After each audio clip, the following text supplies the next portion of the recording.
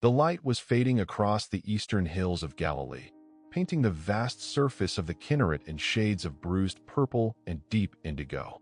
The long, intense day of teaching had drained the energy from the entire traveling company. They had pushed off from the crowded shore, seeking the quiet haven of the opposite side of the lake. The scent of salt and damp reeds replaced the dust and sweat of the throngs who had pressed upon the Messiah throughout the afternoon. This small fishing vessel, designed for resilience against the lake's sudden mood swings, now cut smoothly through the water, propelled by the measured strokes of tired oarsmen.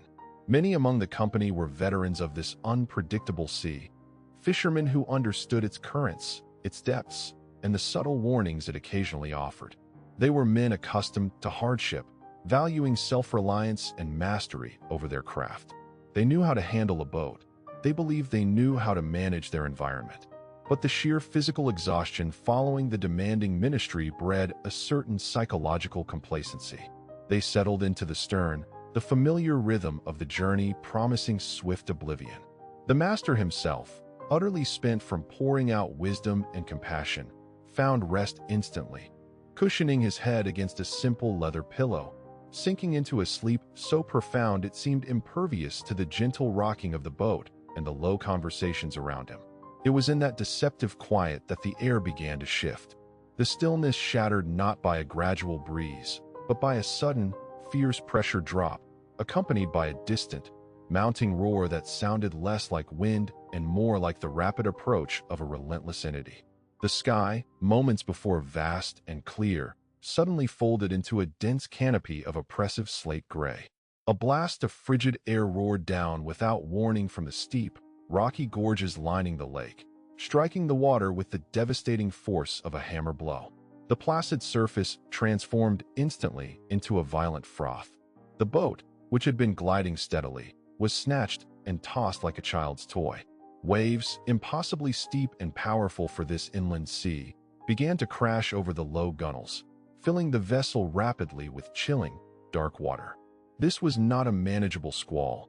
This was a chaotic maelstrom threatening immediate annihilation. The seasoned fishermen, their faces bleached white by the sudden rush of fear, abandoned their oars and began frantically bailing water, their practiced movements dissolving into disorganized panic.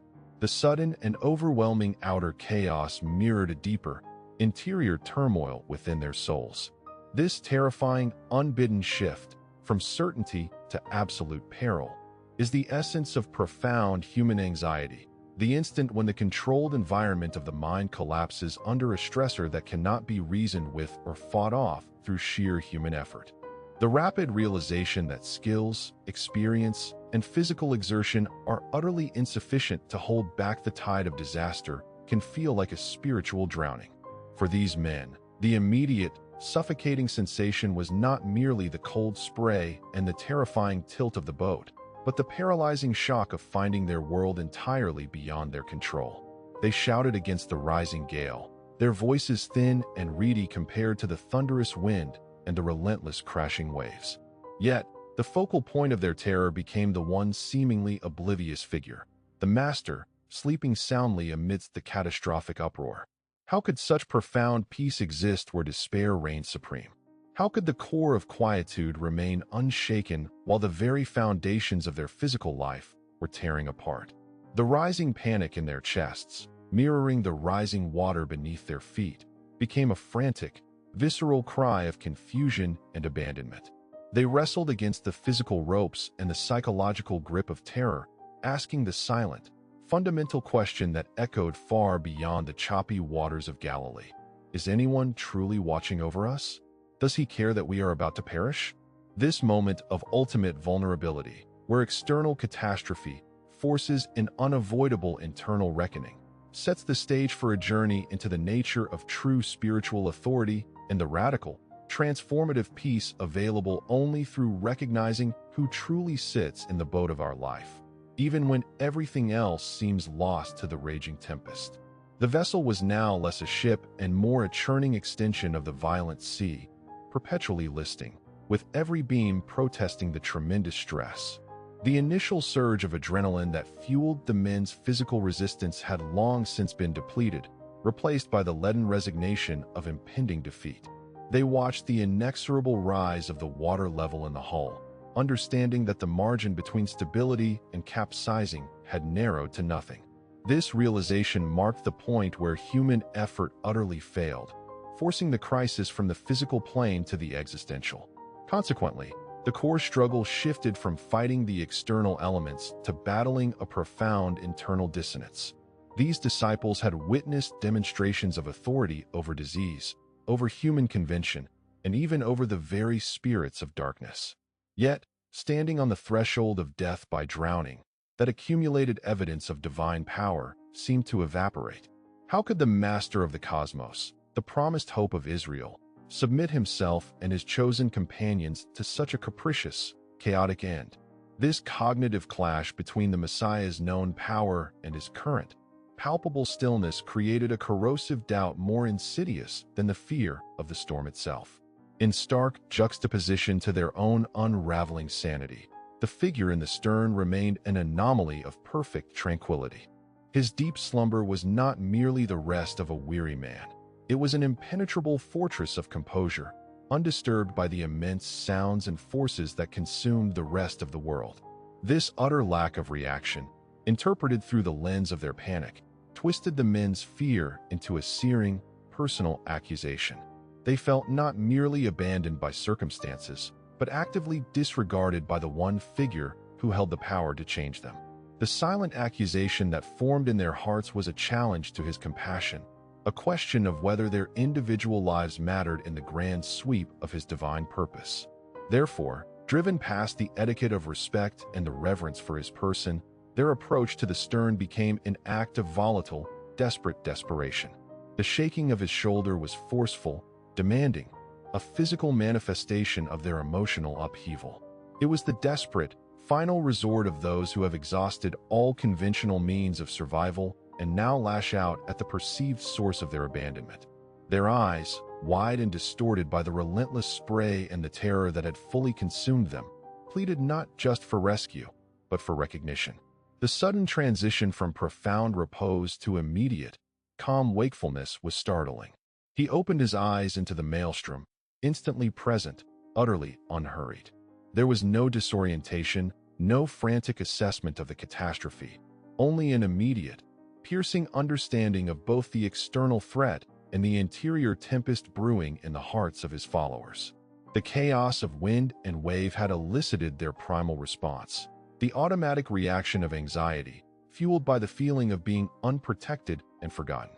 The immediate demand for him to act exposed the deep-seated, conditional nature of their trust, functional only until the moment the threat exceeded their grasp. This critical juncture served as a radical test of their newfound relationship with the divine. They were not just facing a gale. They were being confronted with the ultimate lesson that true peace is not found in the absence of overwhelming conditions, but in the unwavering presence of the authority who transcends them. They had brought their terror to him, shaking his physical body, forcing him out of his rest. Now, the answer awaited, demonstrating that the immediate priority of the master upon waking was not the fury of the waves, but the shallow, panicked conviction of the men surrounding him. Rising from his profound rest, the master surveyed the scene with an eye that instantly pierced through the blinding rain and the frantic activity, assessing the true depth of the peril. He stood unwavering in the churning stern, a pillar of quietude against the wind's deafening violence. His awareness focused not on the mechanics of the collapsing vessel, but on the raging element that threatened to consume them. It was a confrontation not of man against nature, but of foundational authority against created disorder.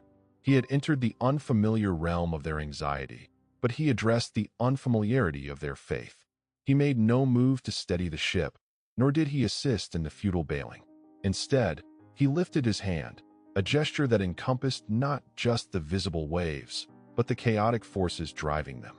The action was devoid of strain or dramatic exertion. It was simply the declaration of a truth that supersedes physical reality. The very air around him seemed to compress, waiting for the utterance. In that moment of intense peril, where the laws of meteorology dictated their imminent destruction, the only sound that mattered was the one that followed.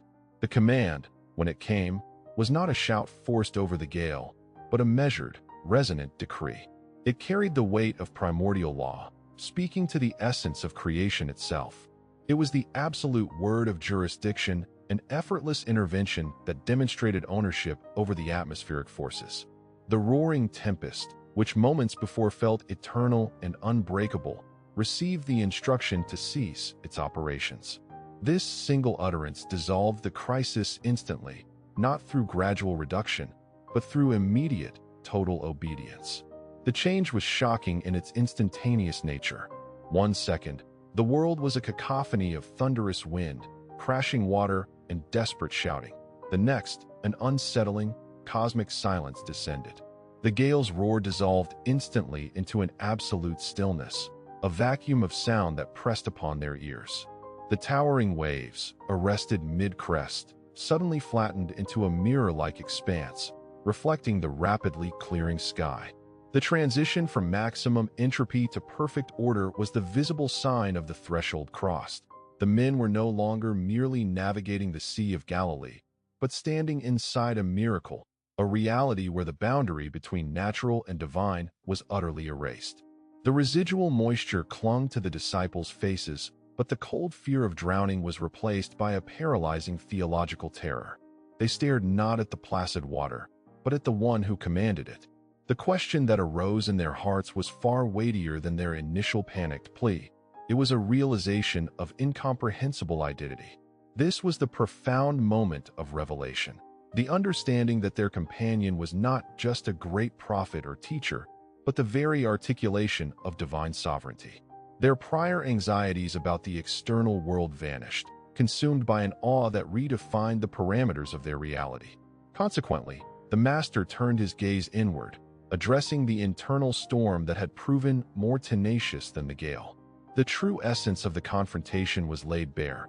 Why did they lack the necessary spiritual footing to withstand the trial?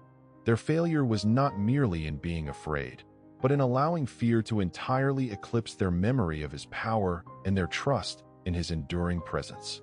He challenged the shallowness of a faith that required continuous, visible proof and crumbled at the first sign of overwhelming opposition.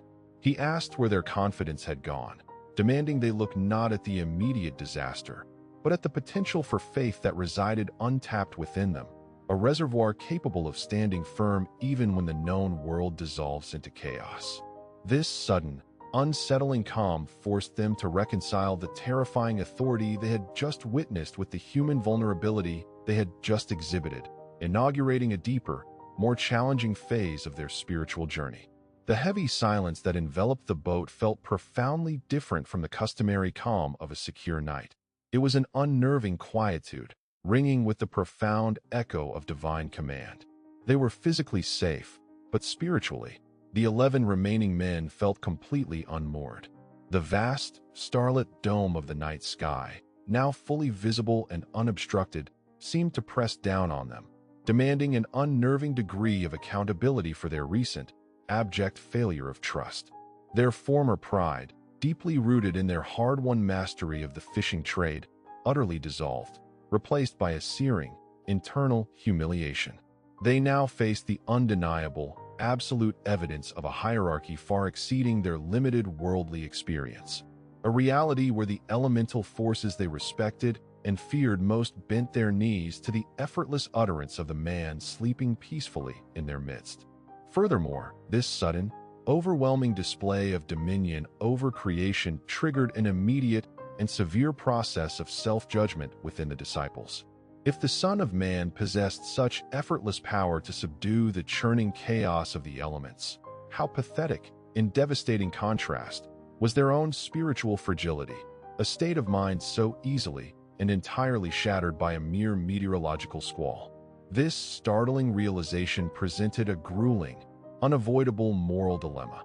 Continuing to follow him henceforth meant the absolute necessity of abandoning the comforting illusion of self-control entirely.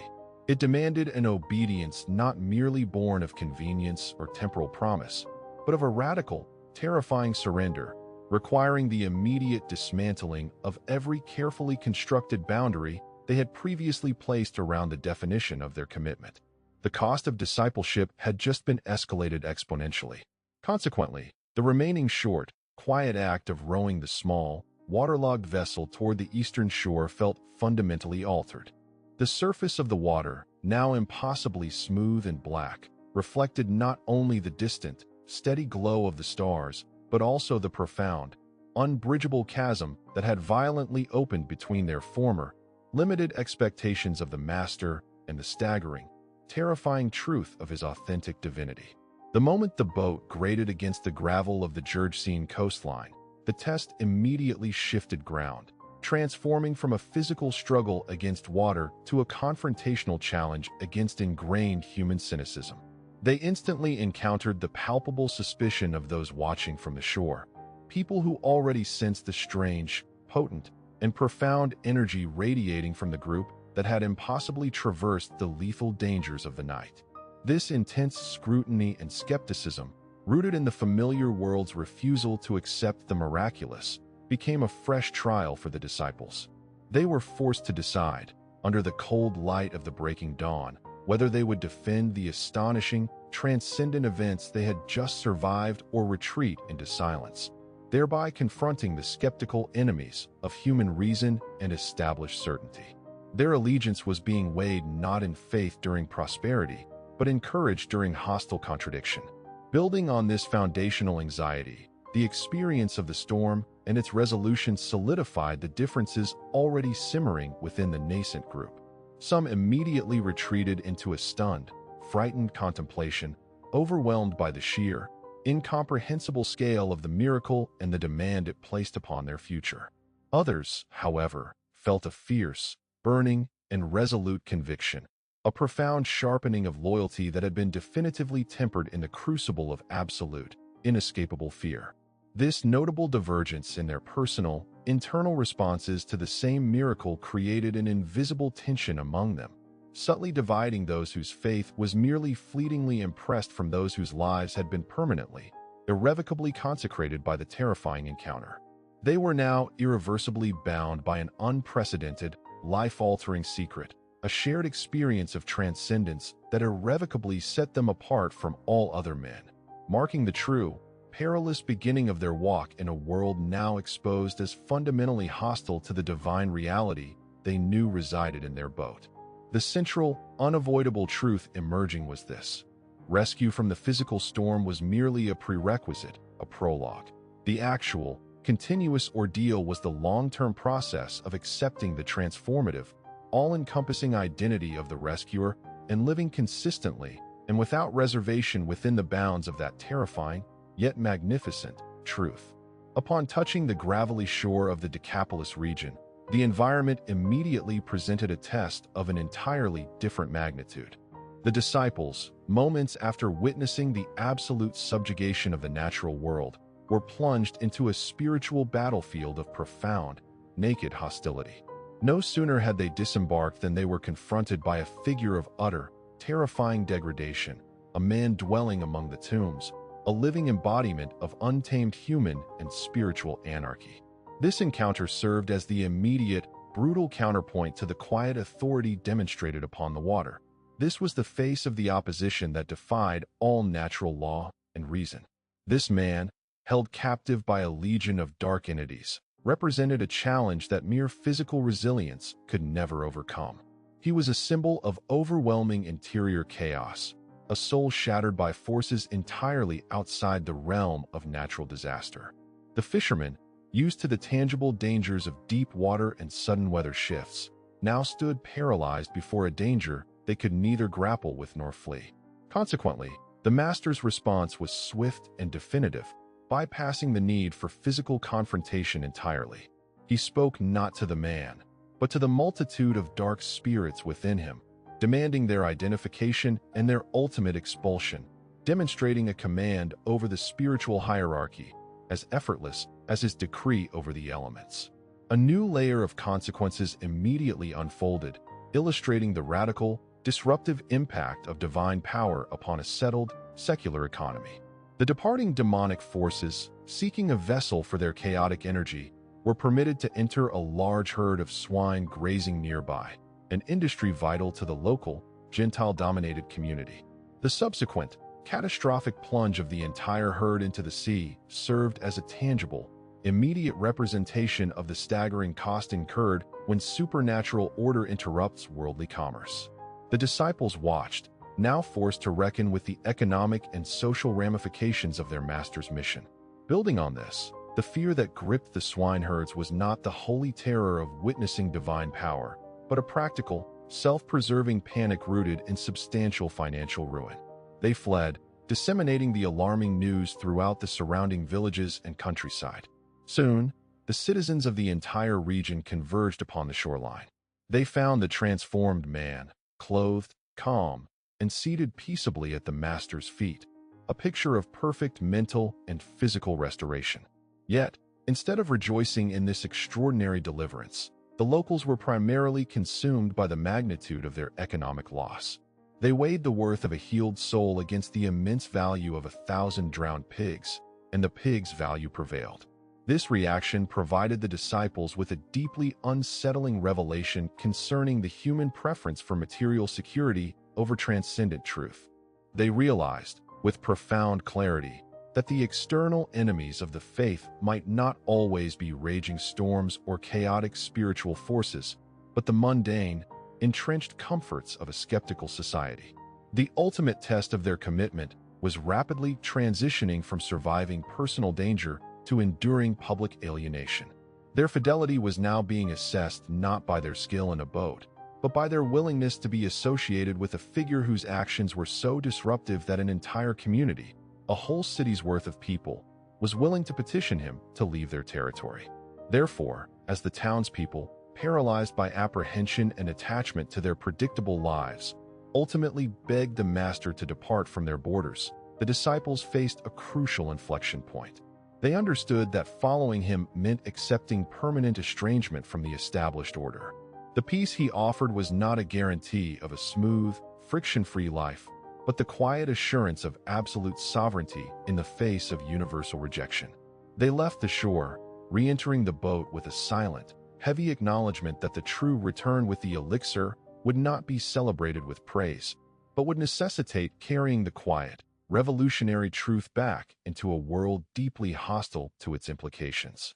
They realized they were no longer fishermen seeking a livelihood, but carriers of a terrifying, transforming peace that the world would actively seek to expel.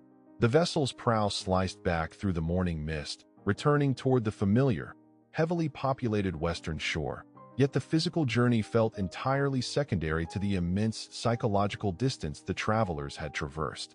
The profound silence among the 11 was not rooted in exhausted fatigue, but in the weighty, reverent stillness that invariably follows an immediate, unmediated encounter with overwhelming sacredness. They were no longer merely followers of a wise teacher. They were, in that moment, the reluctant, privileged custodians of an earth-shattering secret. The absolute, instantaneous authority over elemental chaos resided physically, tangibly, among them. This intense confrontation, the true ordeal of the journey, revealed the deep, fundamental error in equating spiritual safety with continuous material tranquility. Their immense reward for enduring the harrowing terror was the immediate, unassailable knowledge that the very laws governing the physical universe were utterly subservient to the Master's spoken word. This seismic insight fundamentally restructured their entire understanding of power, irrevocably moving their essential focus from tangible, immediate threats, such as drowning or localized economic rejection, to the eternal, effortless jurisdiction of the divine nature. Now, consider how this applies when your own carefully constructed structure of self-reliance suddenly collapses. That moment of absolute, terrifying fragility is the crucial gateway to recognizing the true anchor, the only stability that transcends environmental chaos. As the small company prepared to depart the hostile coastline, the recently redeemed man, who had spent the preceding hours meticulously gathering the remnants of his former life, his clothing, his sanity, his very identity, sought permission to join their small, itinerant company. His desperate impulse was to ensure his own continued surety against relapse by remaining physically close to the immediate source of his miraculous healing.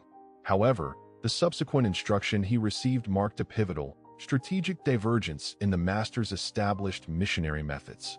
He was commanded not to follow the company back into the familiar, receptive Jewish territories, but to return directly to the very communities that had, only moments before, demanded the master's total and complete departure. This directive established a novel and challenging paradigm for early ministry, actively transforming a region of intense civic hostility and dismissal into the initial ground zero for authentic, robust evangelism. The man, once the terrifying legend of the tombs, was now to become the singular, unassailable witness, living proof of radical, divine intervention right in the entrenched, materialistic heart of the community that had so quickly prioritized its vast livestock holdings over human liberty and salvation. His continued, healed presence there was the enduring elixir, the lasting, irrefutable evidence of transformation that neither significant economic loss nor cultural fear could permanently extinguish. His restored existence became the daily, silent, and entirely irrefutable argument against the town's ingrained cynicism, a walking sermon delivered every day he navigated their streets, demonstrating a profound, life-altering change that demanded constant observation.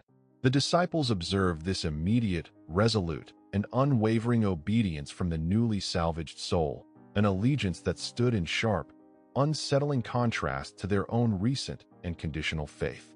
If a man just forcibly hauled from the profound pit of demonic darkness and despair could instantly accept a daunting, isolating assignment within a hostile, rejecting land, what justifiable excuse remained for their own spiritual timidity?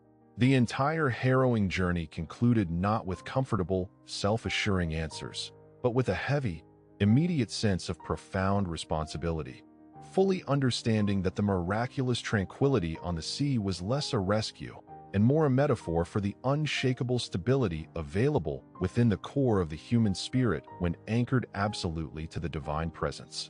They returned across the calmed waters having secured an invaluable commodity, the internal assurance, forged in terror and proven by command, that regardless of the turbulent, often unpredictable waters ahead, the true captain of their spiritual vessel possessed absolute, effortless, and entirely unconditional authority over every dimension of human life and natural law. The cool, saline air of the returning voyage carried an entirely different kind of weight than the spray-laden gusts that had battered them hours before. It was an invisible pressure, a psychological mass born from the absolute realization that the world they thought they understood, a realm governed by predictable weather patterns, established societal hierarchies, and the measurable limits of human endeavor, had been instantaneously and irrevocably repealed by a single, effortless utterance. The disciples, seated in the repaired vessel, were now navigating a reality recalibrated by divine decree. Their initial, frantic terror had yielded not to simple relief, but to a profound, unsettling reverence, the deep, quiet awe of those who have seen the scaffolding of the universe briefly dismantled and rebuilt by the architect himself. The foundational principle of their existence had shifted. Where previously they relied on the taut ropes of experience and the sturdy geometry of their own skills, they now understood that these human tools were merely fragile instruments easily rendered obsolete by a transient disturbance. The true measure of security lay not in the boat's integrity, but in the enduring, transcendent composure of the one who occupied its stern. This internal processing transcended mere theological study.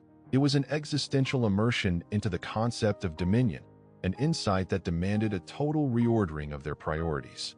They had witnessed the clash between transient, material valuation and eternal, spiritual liberation, recognizing that the world often chooses predictable losses over radical, inconvenient transformation.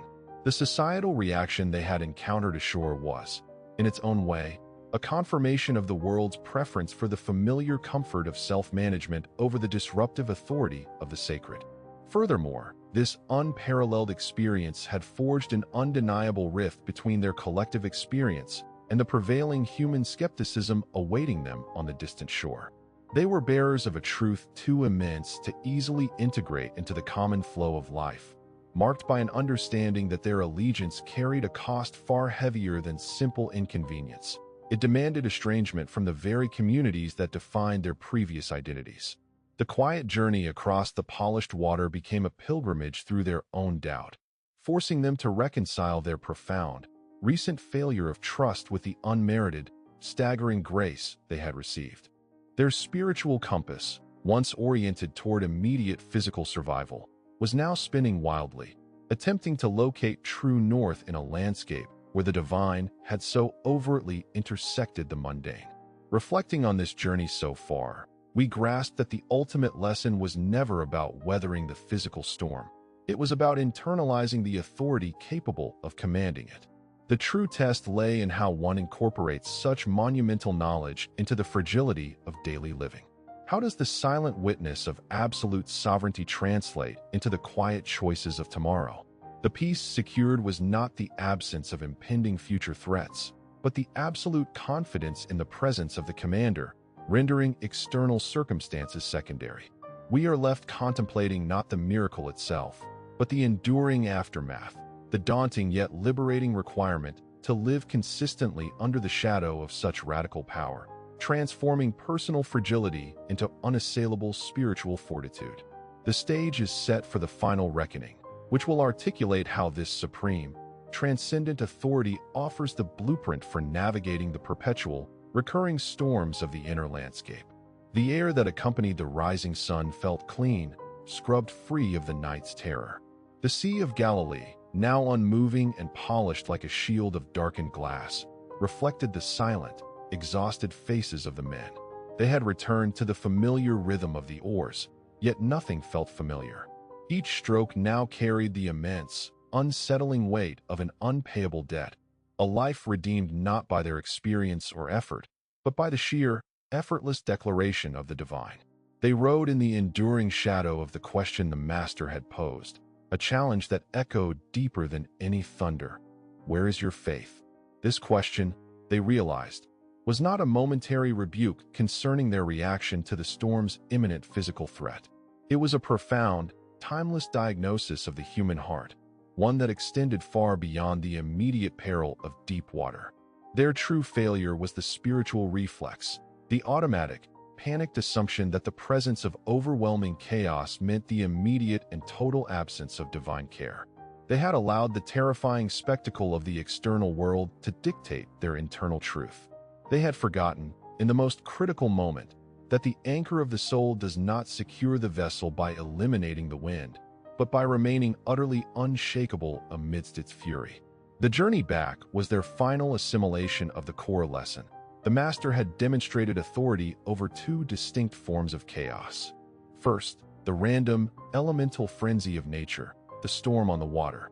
Second, the deeply entrenched, spiritual anarchy of the tormented man on the shore. These two miracles, occurring back-to-back, formed an irrefutable, continuous testimony. They understood now that the same, single word that commanded the violent waves to flatten also commanded the chaotic legions of darkness to flee, and that word resided, physically, intimately, within the confines of their small boat. This realization synthesized the nature of true spiritual governance. It encompasses and subdues all dimensions of disorder, both the cosmic and the psychological. For these men, the path ahead was now clear, yet daunting. They were carrying the burden of this transformative peace back into a world that would continue to rage, a world perpetually inclined to value the drowning swine over the salvaged soul. They knew, without needing a spoken lesson, that their subsequent trials would not be characterized by placid seas. Instead, they would be psychological and spiritual tempests, the inevitable, ongoing storms of rejection, fear, betrayal, and grinding doubt. But now, they carried the knowledge of a sovereign remedy. When the mind spins into chaos, when the heart pounds with a panic triggered by an outside circumstance, a loss, a threat, a fear of the unknown future, the faithful response is not frantic bailing or shouting at the wind. It is the immediate, conscious act of turning inward, locating the still, quiet, authoritative presence, and allowing that presence to address the specific, raging terror. The solution is not to wrestle with the noise, but to bring the noise before the authority who possesses the right and the power to declare absolute, immediate silence. The enduring peace, therefore, is not the cessation of external struggles, but the permanent, unshakable certainty that the commander of all creation sits patiently in the stern of the life, utterly undisturbed by the turbulence he permits. This is the profound gift carried across the water, the recognition that your greatest interior tempests, those that threaten to capsize sanity and faith, are entirely subject to the immediate, tranquil authority that resides within your acknowledgement. The invitation remains timeless and constant. Do not react automatically to the chaos. Surrender it to the only one capable of speaking the universal, definitive command. Silence. Be calm. In that profound, surrendered silence, forged in the terror of the storm and confirmed by the immediate obedience of creation, lies the unassailable anchor of the soul.